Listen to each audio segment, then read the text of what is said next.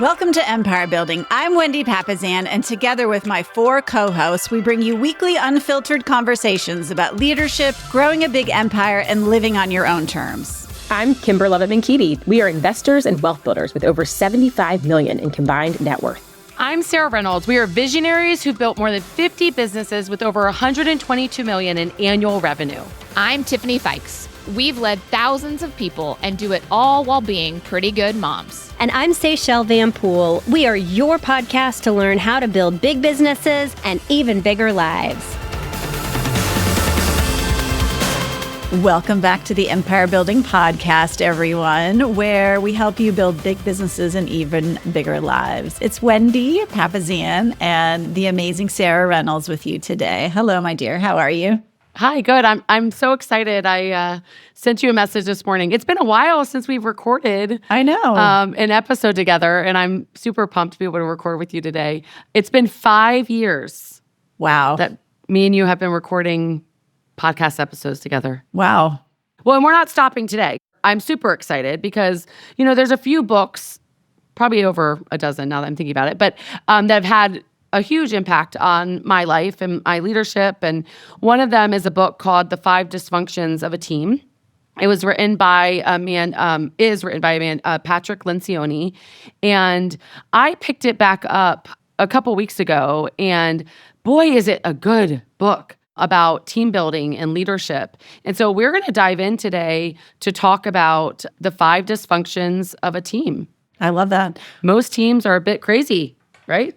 Yeah, well, you guys, if your team is crazy, we're going to help you fix it today. And also, I think it's a nugget to understand that just because you read a book once doesn't mean you're done with it. Some of the best leadership books I've read multiple times over, sometimes 8, 10, 15 times over. In fact, I've had conversations with people who told me, a good friend of mine told me that he decided not to read any business books one year and instead chose one business book and read it every single month for a year. Wow. And it was really powerful. It was really powerful. It was actually Jay's book, The One Thing, but super powerful way of thinking about something because you're just not going to pick up everything if you only read it once. So he chose the one thing as his one thing. Yes, the one thing was his one thing. Yeah, exactly. Yeah. So today we're talking about why your team is crazy and how to fix it. And the first reason your team is crazy, or dysfunction number 1, as Patrick Lencioni says in his amazing book, is a lack of trust. The foundation of any strong team is trust. So when you put a group of people together and have them work together, they are a group. Your job as a leader is to turn them from a group into a team. Yes. Because a team is stronger than all of the individuals put together.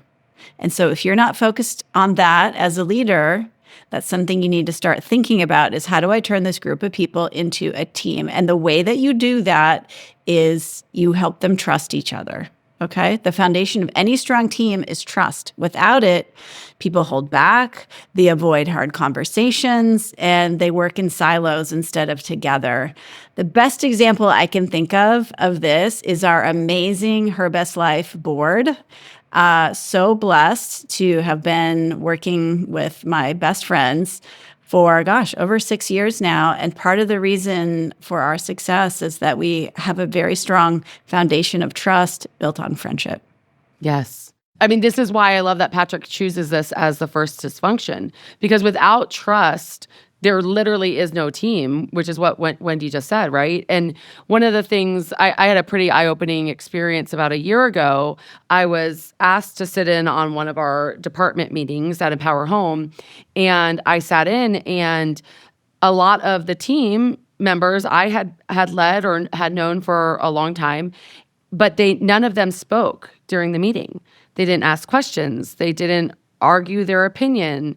They didn't speak up.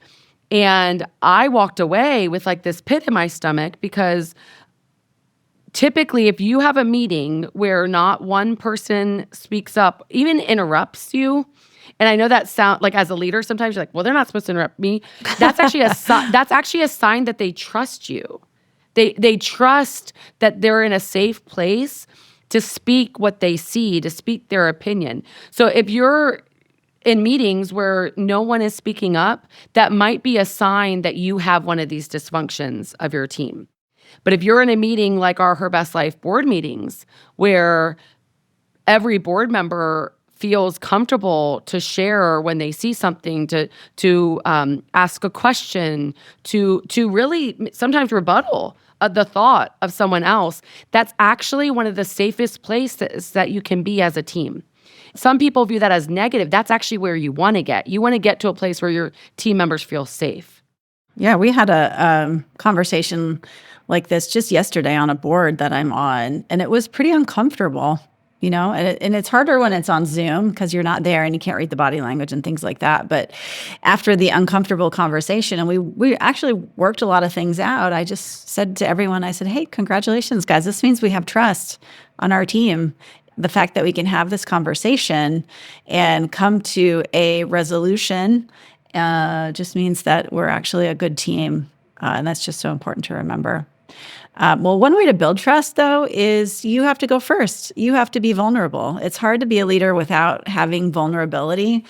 I think a lot of leadership ideas have changed around this. So if you look back, even 20 years ago, leaders were supposed to be strong, fierce, a lot of armor. And actually, as more and more women have become amazing leaders, there's more collaboration, there's more vulnerability, and that's how you build trust. So leaders have to share their challenges, right? You're not perfect. They have to admit when they don't have all the answers.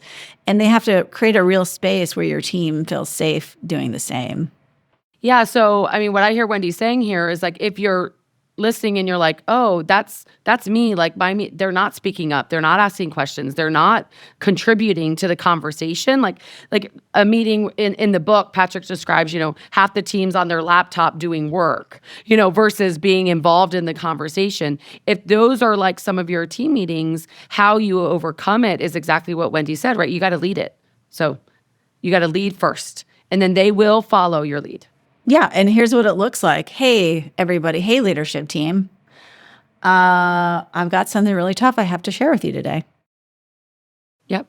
Share the tough thing. Yep. And the minute you say that, if they were working or if they're zooming in, because it's so they're not used to it. And so it's a beautiful thing. Love that. Okay, so that's dysfunction number 1. Dysfunction number 2 is avoiding difficult conversations. So once you have the trust, right, the second thing that you want to work on in terms of team building is leaning in to difficult conversations. And so if your team ends up being too afraid to challenge ideas, debate solutions, then you really, really have a big problem. Healthy conflict is actually necessary for growth. So this goes a lot with what we were sharing just a few moments ago. You want healthy conflict. Any healthy team, the issue isn't whether or not conflict will happen. It's going to happen, right? I mean, if you take out sleeping time, you're with your work family more than you actually are your actual family in terms of hours spent. So just like we have conflict in our families, in all relationships, the same goes with our teams, right? It's really, though, the how. How is the conflict handled, right? And so you don't want to avoid disagreements by avoiding them and not speaking up in terms of frustrations that you see, having lots of back channel conversations instead of just getting everyone in a room. And then decisions that aren't fully bought into definitely causes a lot of dysfunction amongst teams. Well, what's interesting, Sarah, is that when you do have a difficult conversation, that is actually how the trust is built. Yes. So I can remember, a couple of years ago, I had 2 team members on my team who were really struggling with their relationship with each other. And it was a lot of avoiding the difficult conversations. And, we had to move through some of that. And that is actually that's how you can build trust, is by getting vulnerable, getting in the room, saying your piece, And that has to be facilitated by someone. And so a lot of times, if you've got two people on your team who are struggling with each other, a lot of times you have to get all three of you in a room and you have to facilitate that conversation, ask a lot of good questions, and then hopefully facilitate, a good result. Yeah. Someone that I've learned a lot from around this is Mo Anderson. She was the CEO of Keller Williams for many years, and I had the honor of interviewing her. It might have been 2 years ago now. It's actually one of our episodes, so feel free to pull that up. We'll put that in the show notes. In the interview, she talks about this, and she said so many times leaders just need to get everyone in a room together. And she talked about how she prevented lawsuits and drawn out arguments and all of the things that so many leaders have happen because she prevented them, because she just got everyone in a room. We're going to get in a room all together and we're going to talk about it. And so when I'm feeling tension amongst team members, or I'm feeling tension with someone, I'm like, okay, let me channel my Mo Anderson, and we got to all get in a room. It's going to be awkward at the beginning. It's going to feel sort of horrible, but we're going to walk out and it's going to feel really good when we're done. And so do not avoid difficult conversations. It literally, avoiding difficult conversations builds some of the biggest problems you will have in your business. Well, and I'll give you guys some tips for doing that, because different people have different levels of comfort of speaking, even in a small group environment. So if you're a leader, it's very possible that you are outspoken and you feel very comfortable sort of saying whatever you want, whenever you want. It's also very possible that you don't. Like, there's no, kind of one set way of being a leader. But ways to get engagement in a meeting when things are important is you can send questions ahead of time, right? Set expectations. Say, hey, we're going to have a tough conversation at our monthly leadership meeting. Here are some things that I want you guys to think about and be prepared to discuss when we're there. If you've got a big group, one of the things you can do, especially if you're on Zoom, you can break people off into smaller groups. So if you're on Zoom, you got a leadership group of, like, let's say a board, right? 12 people. You can put people in smaller Zoom rooms. Or you can, if you're, all together in the same place, you could put people in groups of 3 and have them discuss, sort of say their thoughts, and then have that share with the group. So there are just some different ways of facilitating that, where you can make sure that everybody's perspective in the meeting is actually heard. And oftentimes you have to give your people permission to speak up in meetings. I know that sounds weird, but literally you have to say, listen, I really value your opinion. I really want to hear from you. 10 heads are, as we know, are way better than one. That's the whole point of the team, is that you get different perspectives. Different perspectives lead to different ideas, and that's how you actually create a better result. And then if somebody does speak up in the meeting, you always want to encourage, catch them doing right, basically, was our motto with our kids. So if somebody who's not naturally good at speaking up speaks up, send them a message afterwards and say, hey, great job. I really valued your input. I hope next time that you'll continue to do that for me. That's so good. That's so good. Another thing that, Wendy, you shared with me about a year ago, because I was having a big offsite with some key leaders, and there was going to be a lot of fierce, tough conversations. And you said, it sounds like a rumble, or don't forget Brene Brown's rumble framework or something like that. And I was like, oh my goodness, thank you. And so Brene Brown came up with like a rumble, like, what's the intro word or phrases? And she has like, I think 10 different ways to speak something that you're seeing or feeling to where other people can hear it. So I actually printed it out and gave it to everyone in that meeting and said, and they knew going in. So I did exactly what Wendy's advice is here, right? Set the tone ahead of time. They knew going in, but then they also had resources on how to say something to where they could they could use those to then speak up. So good. You do want to set the tone, right? They want to know going in that they can speak, that we are going to walk out with a resolution. And it might not be a resolution everyone is happy with, but we are going to come to an agreement and talk this through. And then the other thing is, like, one thing that I've implemented pretty strongly lately is asking directly for the different perspectives. So if you're finding they're not speaking up, looking at the person in the meeting, like, what do you think about that, Wendy? And if they haven't yet shared their opinions or thoughts is another way that you can do that. Well, and I think the reason you and I have gotten so good at it is that you and I are very aggressive. We're loud, we're aggressive. We can take over the conversation very easily. Yes. Very easily. I can easily convince everybody on my team to do exactly what I want them to do. But that's not good. Not only is it not good, you will find that you will stop growing. Your company will stop growing. That's what I found, because I was the biggest roadblock. Like I was because they felt like they couldn't do anything without talking it through with me, and that's not that's a dysfunction. That's dysfunctional. All right. So dysfunction number 3 is lack of clear commitment. So I want to ask you guys a powerful question. Have you ever left a meeting thinking a decision was made, but then nothing actually happened? Yes. Yes. Yes. The answer is yes. That's lack of commitment. Okay. So one of the things that does sort of drive me crazy in this world is how many bad meetings there are. I hate to go to a bad meeting. I'm a high D. I don't like my time wasted. I love to meet with people and get things done because I am a collaborative person, but I hate a dumb meeting. And so your job as a leader is to do less dumb meetings.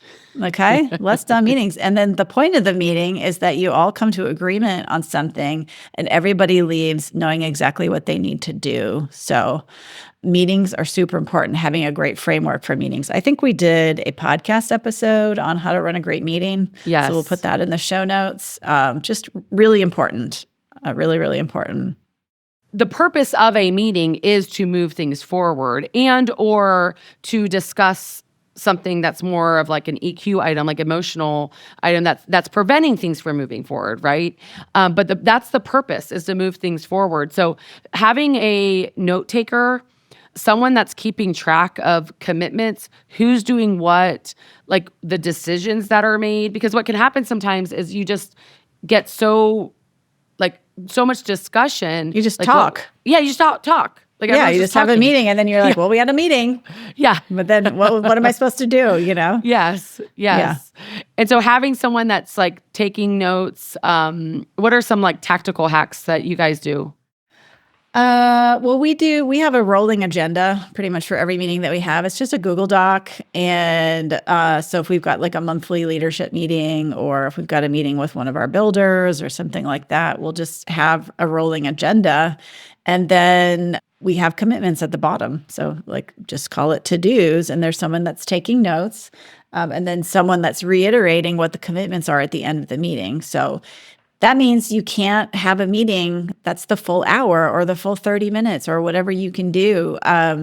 You need to stop 5 minutes before the meeting is over, preferably 10. Honestly, there's a little hack on Google. I don't know if you've ever seen this. You can go to your Google Calendar and you can check a box called speedy meetings.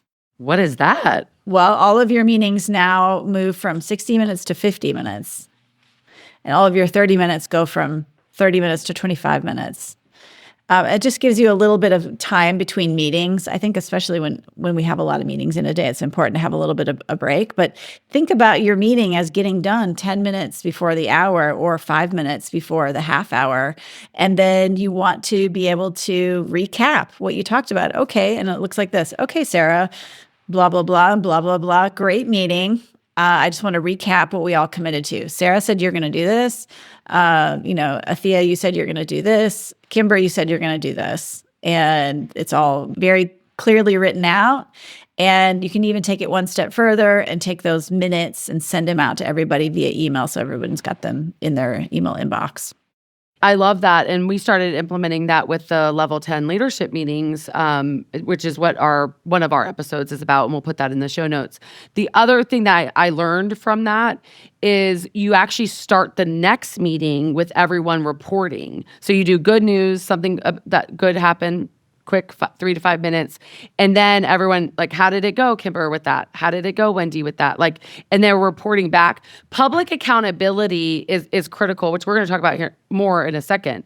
But that also helps with the commitment. If they know that they have to then answer in the next meeting, then typically they don't want to walk out with not knowing, have clarity around what they committed to too. So it's actually a form of like holding you accountable as well. Yeah, for sure. To making sure the meeting is ran that way, right? Which leads us right into dysfunction number 4, which is no accountability. So is the lack of clear commitment was dysfunction number 3.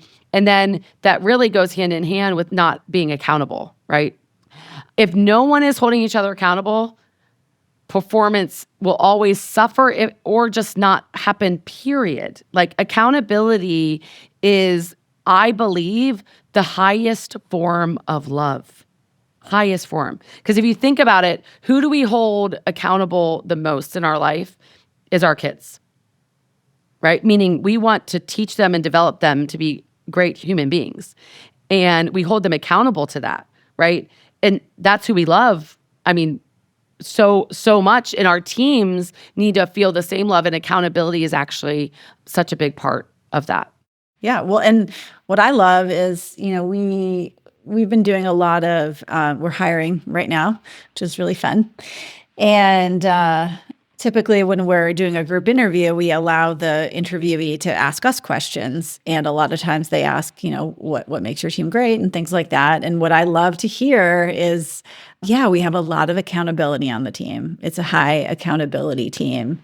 And that just makes me so happy, because the best teams hold each other accountable. It's not just the leader up there, flogging, a dead horse. Like, everybody holds each other accountable, which is why I like to do a lot of my sales contests often have 2 elements. They have a team element, and then they have an individual element. So an individual element might be 2 appointments a week, but if the team does such and such, then we all get this. Yes. So a lot of times it's 2, and that's another great way to help the team build trust, turn a group into a team. Like, do we have a shared goal? Yeah, you want it to be normal for your team to call things out in one another, both good or bad. Yes. Right? It's like, if you think about the best like sports teams, right? When they're in that huddle, they're supporting each other. They're also holding each other accountable. You've got to run your part of the play, or the play doesn't happen. Yeah. Right? And this is the same thing. And in the huddle, they're going to say that to them. Like, you didn't run your part of the play, and that messed us up. And that's a healthy team holds each. It's not just the coach. It's not just the leader that's saying it. It's really the team that's holding one another accountable. Well, and that's how you have a team, because to me also a team is an individual who wants something bigger than they could accomplish on their own. Yeah. And if you've got an individual on your team who's not feeling that way, only cares about their own kind of results, doesn't care about the team results, they're not a team player. Yep.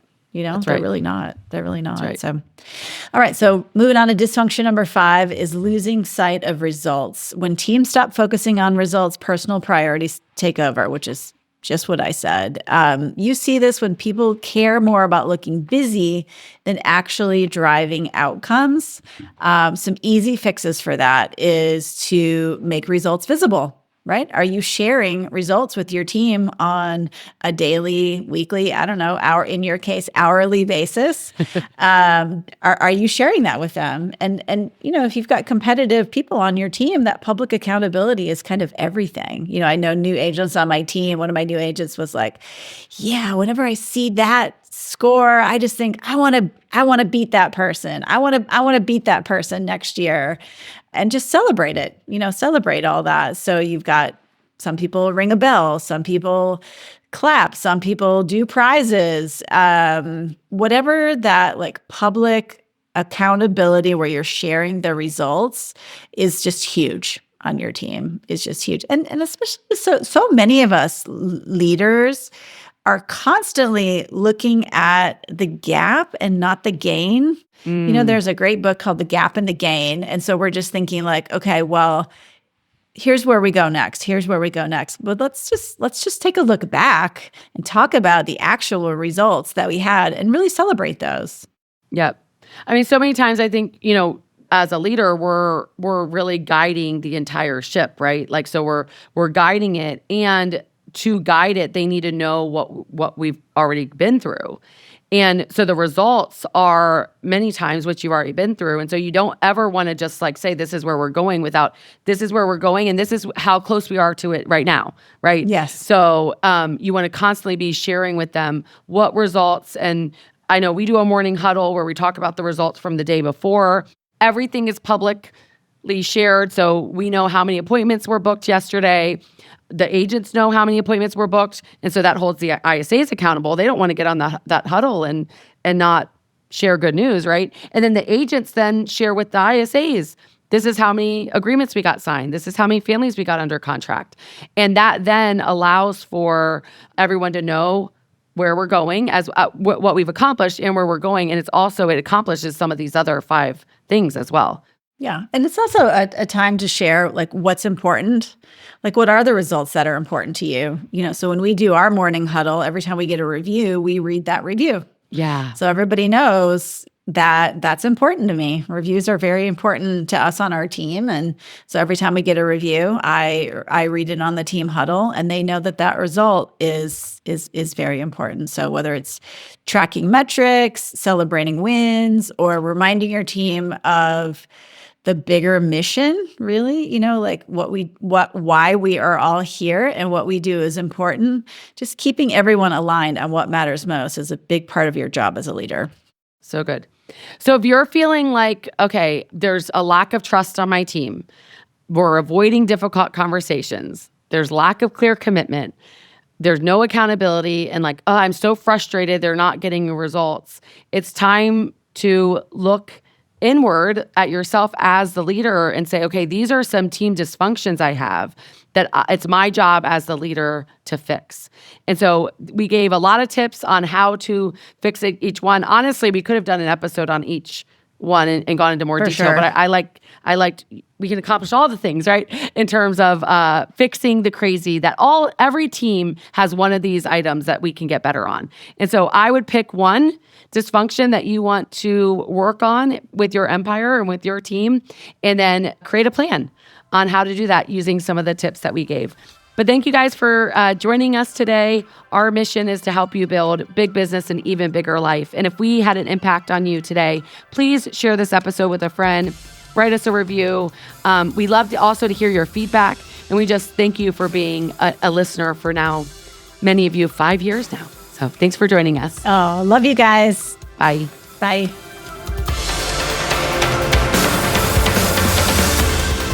This podcast is for general informational purposes only. The views, thoughts, and opinions of the guest represent those of the guest and not KWRI and its affiliates, and should not be construed as financial, economic, legal, tax, or other advice. This podcast is provided without any warranty or guarantee of its accuracy, completeness, timeliness, or results from using the information.